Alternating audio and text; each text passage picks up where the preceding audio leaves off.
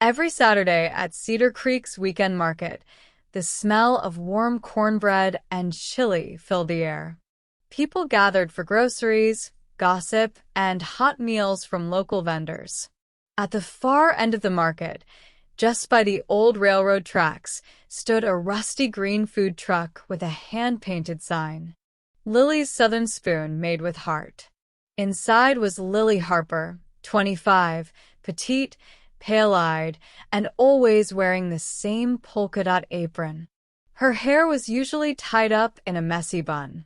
Most didn't know her story, how her parents died in a trailer fire when she was 16, how she worked at a diner through high school, how she bought the broken food truck from a salvage yard and fixed it herself.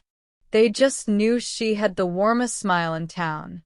She barely made enough to cover propane and rent on her tiny RV, but no one ever left her truck hungry, even if they had no money. "I don't cook for wallets," she'd say. "I cook for bellies." On a cold February morning, Lily spotted a figure sitting on the bench near the post office. He was bundled in a long coat, face hidden under a hoodie. His shoes were duct-taped together, and his hands trembled as he held a chipped tin mug. She brought him a bowl of chili and sweet tea. He looked at her, confused. "How much?" "It's already paid for," she said, smiling. He squinted. "By who?" "By me. I'm Lily."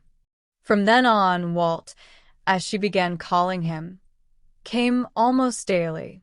He never begged, never talked much, just sat quietly and ate. Some days, he'd bring her a paperclip flower or a carved stick with her name scratched in. People like him scare off real customers, her cousin Matt warned. But Lily ignored him. "He's not scary," she said. "He's just invisible to people who don't bother to look." Then one day, Walt was gone. At first, she thought maybe he got sick or needed rest.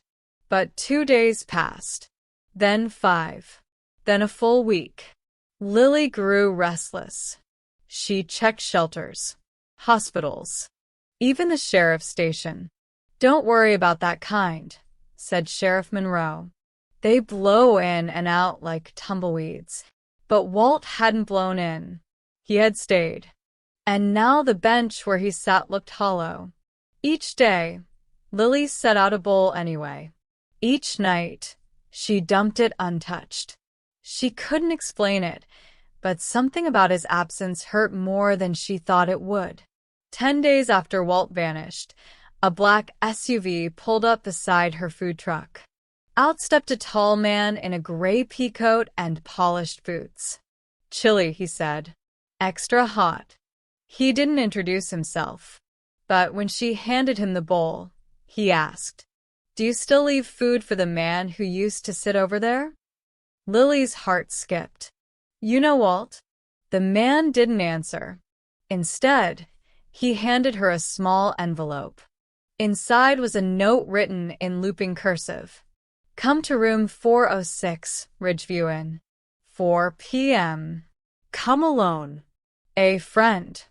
At 4 o'clock sharp, Lily knocked softly on the hotel room door. It creaked open. Her breath caught in her chest. There, sitting in a leather chair, was Walt. But not Walt. His beard was gone. His hair neatly trimmed. He wore a navy blazer, a gold watch, and Italian leather shoes. He stood up slowly. "You look shocked," he said, smiling. Lily's mouth opened, but no sound came. "My real name is Walter Montgomery. I used to own a software company. Made millions. Lost my family. Walked away from it all." Why here?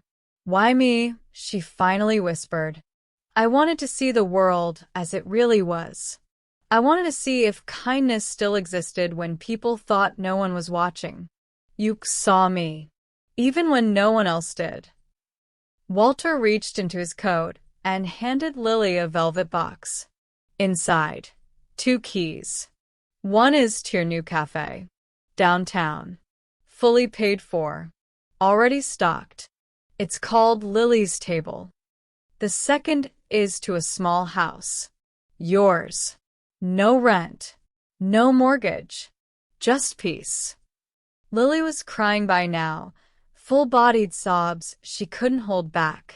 I didn't help you to get something, she said through tears. I just couldn't bear to see you go hungry. Walter smiled. That's exactly why you're the one. 6 months later, Lily's table became the most popular restaurant in Cedar Creek. But every Sunday, Lily closed it to the public and served free meals, no questions asked.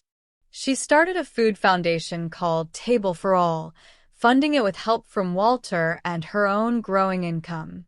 People from nearby towns drove in just to meet her, inspired by her story. And every now and then, an older man in a gray coat would be spotted quietly wiping down tables or washing dishes in the back. Who's the guy? A teen once asked. That's just Walt, Lily said, smiling. He used to stop by for chili. One evening, Lily walked past the old bench by the post office, the one Walt used to sit on.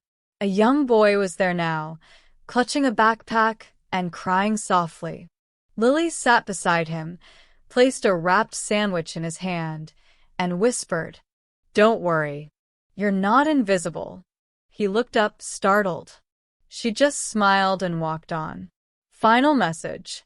Kindness is the only currency that never loses value. Spend it freely, and the world will always give back.